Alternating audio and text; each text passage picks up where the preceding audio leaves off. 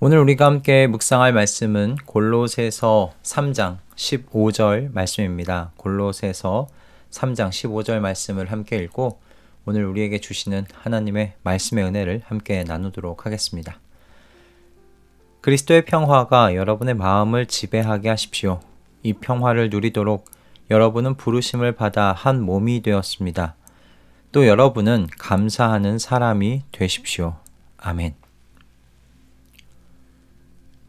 오늘 말씀의 메시지는 너무나 분명하죠. 그리스도의 평화가 마음을 지배하게 하라라는 것입니다. 이 말씀을 생각하면서 저는 그 고린도 교회 안에 있었던 송사에 관련한 이야기가 떠올랐습니다. 고린도전서 6장에 있는 이야기인데요. 교회에 여러 사람들이 함께 어우러져 살다 보니까 그 이해관계가 부딪혀 여러 일들이 일어났던 모양입니다. 그런데 문제는 이런 이해관계를 교회 안에서 성도들 앞에서 해결하지 못하고 세상 법정으로 들고 갔다라는 것입니다. 편지의 글로 읽는 것이지만 바울은 고린도 교회 안에서 일어난 이 일 때문에 크게 화가 났던 모양입니다. 고린도전서 6장 5절의 말씀을 보면 이런 바울의 감정을 우리가 잘 느낄 수 있지 않나 싶습니다. 나는 여러분을 부끄럽게 하려고 이 말을 합니다. 여러분 가운데는 신도 사이에서 생기는 문제를 해결하여 줄 만큼 지혜로운 사람이 하나도 없습니까? 바울의 감정이 좀 느껴지지 않습니까? 그런데 고린도 교회 안에서 일어난 이 일들이요, 그 시대에서 끝난 것이 아니라 이 시대의 교회 안에서도 너무나 자주 일어나는 일들이 아닌가 생각이 듭니다. 오늘날도 교회 안에 일어나는 분쟁의 이야기가 끊이지 않지요. 목사님과 장로님들 사이의 다툼과 분쟁은 지금도 끊이지 않고 계속 나타나는 단골 메뉴 같은 그런 분쟁입니다. 그런 이야기들이고요. 성도와 성도들 사이에서도 서로의 이해관계로 인한 감정 싸움이 있습니다. 새해마다 구역을 정할 때 성도들 간의 어떤 이런 이해관계를 생각하면서 짜야 하는 경우들이 교회 안에서도 왕왕 있습니다. 그리고 이런 불화와 분쟁이 성도들이 모인 교회에서만 발견되는 일이 아니죠. 안타깝게도 성도의 가정 안에서도 이런 일들을 우리가 보게 됩니다. 성도의 가정이지만 서로의 주장을 굽히지 않고 결국에는 성격 차이라는 그런 이유로 이혼에 이르는 가정들을 너무 자주 보게 되는 지금 시대가 아닌가 싶습니다. 이런 시대 속에서 살아가는 우리 성도들에게 오늘 말씀은 우리에게 도전을 주는 말씀이 아닌가 싶습니다. 그리스도의 평화가 마음을 지배하게 하라. 그리스도의 평화가 마음을 지배하게 하라라는 이 말은 그리스도께서 성도 사이에 이룬 평화가 가장 우선이 되는 요인이 되게 하라는 그런 명령입니다. 저는 이 말씀의 적용을 고린도전서 6장 7절 속에서 보게 되는 것 같다라는 생각이 들었어요. 6장 7절 말씀이 이렇습니다. 여러분이 서로 소송을 제기하는 것부터가 벌써 여러분의 실패를 뜻합니다. 왜 차라리 불의를 당해주지 못합니까? 왜 차라리 속아주지 못합니까? 이게 새 번역이고요. 그 개역 개정은 이렇게 번역이 되어 있습니다. 차라리 불의를 당하는 것이 낫지 아니하며 차라리 속는 것이 낫지 아니하냐. 성도는 가정과 교회 안에서 그리스도께서 이루신 평화를 확장시켜가는 사람이지 불화와 분쟁을 일으키는 사람이 아닙니다.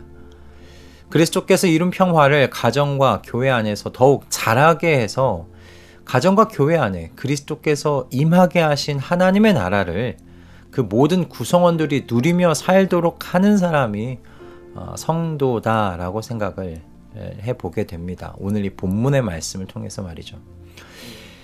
성도는 이처럼 그리스도께서 이루신 평화를 가족 구성원 간의 그 관계 속에서 그리고 교회의 교우들 간의 관계 속에서 보여주는 방식으로 그렇게 관계를 맺는 사람입니다. 그래서 저는 성도는 그리스도께서 성도의 가정과 교회에 이루신 평화를 지키는 사람이라고 그렇게 말해도 괜찮지 않은가 그렇게 생각이 듭니다. 여러분, 바울 사도는 오늘 본문에서 하나님께서 성도를 평화를 누리도록 부르셨다, 그렇게 말씀하고 있는데요. 이것은 하나님께서 성도를 한 몸이라는 방식으로 부르셨다는 것을 통해서 우리가 짐작해 볼 수 있는 부분입니다.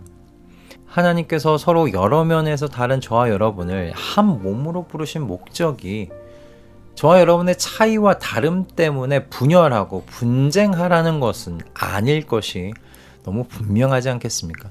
만약 정말 분열하고 분쟁하라고 그렇게 한 몸으로 부르셨다면 하나님은 선한 분이 아니심이 분명합니다. 한 몸이 되도록 만들어 두시고는 서로 분쟁하고 분열하는 것을 보시는 하나님이 어떻게 사랑과 자비와 은혜의 하나님이시겠습니까? 그러므로 하나님께서요, 저와 여러분을 한 몸으로서 평화를 누리도록 부르신 겁니다. 한 몸으로 부르셨다는 건 이미 그 안에 우리가 서로 평화를 누리도록 부르셨다는 게 포함되는 것이죠. 여러분, 평화를 지키며 사는 그러므로 삶과 한 몸으로 부르신 것은 절대 분리되지를 못합니다. 교회로 부름을 받았다는 건, 그렇게 한 몸으로 부름을 받았다는 건, 여러분이 한 가정으로 그렇게 부름을 받았다는 건 평화를 지키며 사는 삶에 부름을 받았다는 것과 같은 것이라는 사실을 여러분 이해하실 수 있기를 바랍니다. 그러므로 우리는 가정과 교회에서 평화를 지키고 누리며 사는 삶으로 부름을 받았는데 이제 생각할 건 이거죠. 어떻게 이 부름을 지속적으로 지키면서 살 수 있겠는가 하는 것입니다. 두 가지를 우리가 생각해 볼 수 있을 것 같아요. 일단 첫째는요, 감사하는 사람이 되시라는 겁니다. 오늘 본문을 보면 평화에 대한 이야기를 사도 바울이 이야기를 하다가 갑자기 15절의 마지막에 감사하는 사람이 되라는 말로 이 15절 말씀을 마치는 걸 볼 수 있습니다. 감사하는 것과 평화하는 것이 무슨 연관이 있는가 싶을 수 있는데요.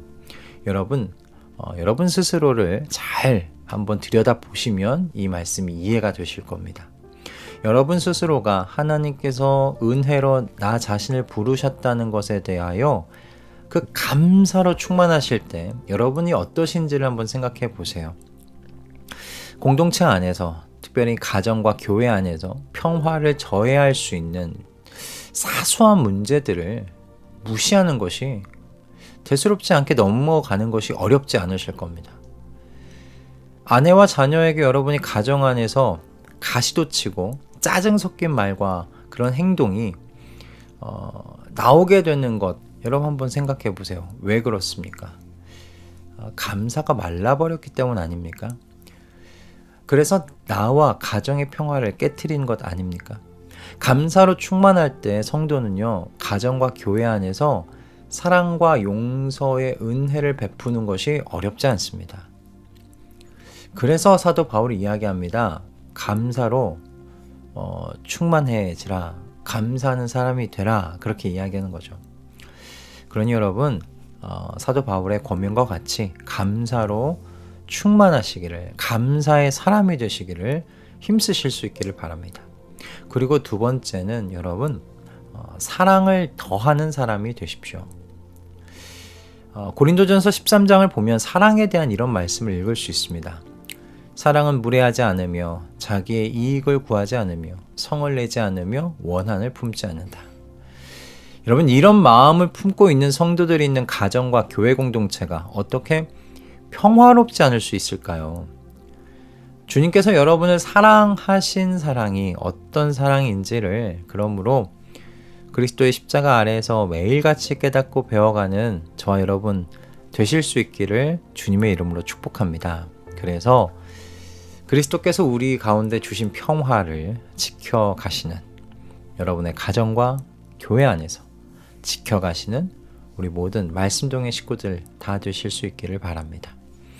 그리스도께서 이루신 평화를 가정과 교회 안에서 지켜가는 삶을 살아가는 우리가 되십시다. 할렐루야. 기도하겠습니다. 주님, 오늘날 교회가 그리스도께서 이루신 평화를 지키고 이것을 드러내는 방식으로 관계를 맺기보다는 세상의 방식대로 나의 유익을 위한 관계를 맺어가는 것을 보게 됩니다. 주님, 이런 저희를 용서하여 주시옵소서. 주님께서 가정과 교회 안에 이루신 평화를 지키기 위해서라면 손해를 보고 속아줄 수 있는 우리가 되도록 주님 역사하여 주시옵소서. 우리의 마음을 그와 같은 마음 가질 수 있는 넉넉함 가질 수 있도록 주님 역사하여 주시옵소서. 주님께서 한 몸으로 이루신 이 교회와 우리의 가정이 그리스도의 평화를 누리면서 살게 하여 주시옵소서. 우리의 모든 관계가 그렇게 그리스도의 평화를 드러내는 관계 되게 하여 주시옵소서. 예수 그리스도의 이름으로 기도드립니다. 아멘.